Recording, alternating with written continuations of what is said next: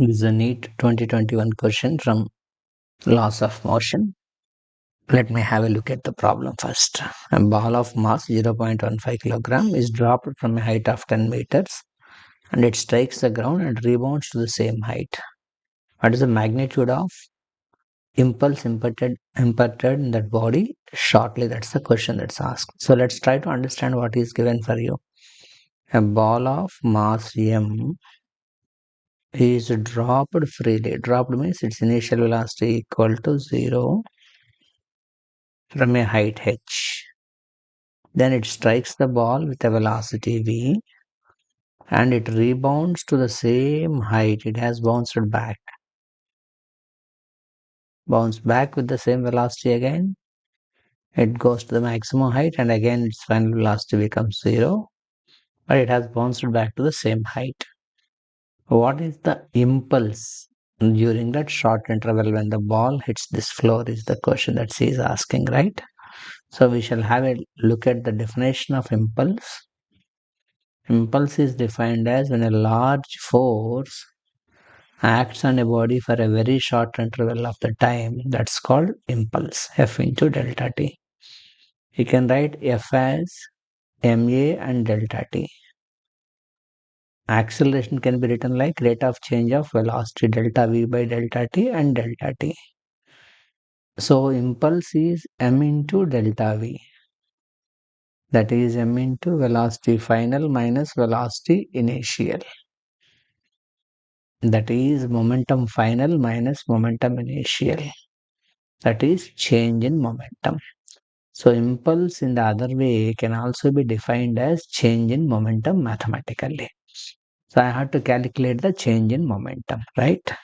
So what is the velocity change in momentum means?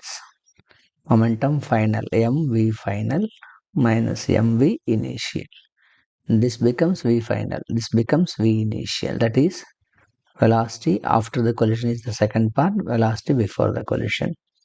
But it is being said that it is bounced back to the same height.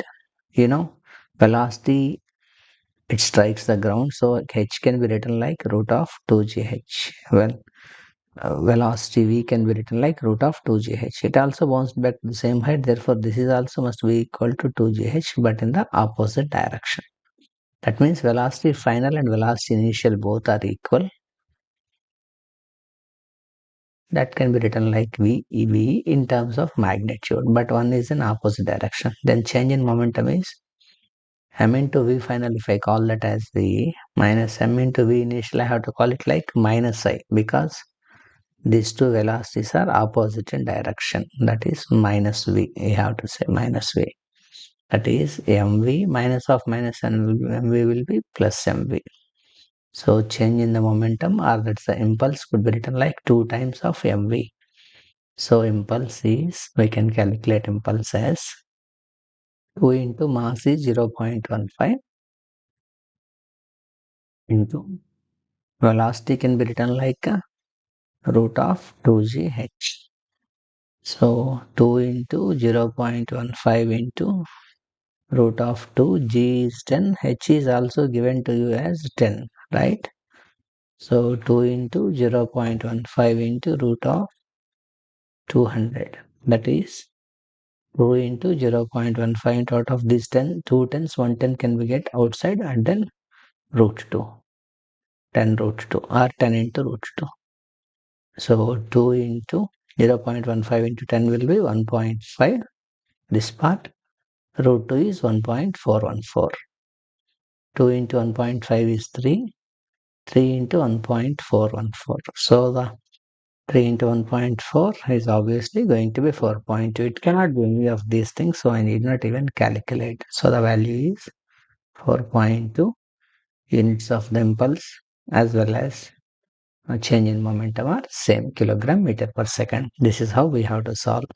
So to solve this problem, we need to know only one concept, that velocity with which it strikes the ground shall be velocity with which it hits back, it goes back, then only it can bounce back to the same height. And another important thing is impulse is mathematically equal to change in the momentum itself. Taking these two things into consideration, we can very easily solve this problem. It's a quite simple problem actually. That's how we have to look into this. Thank you.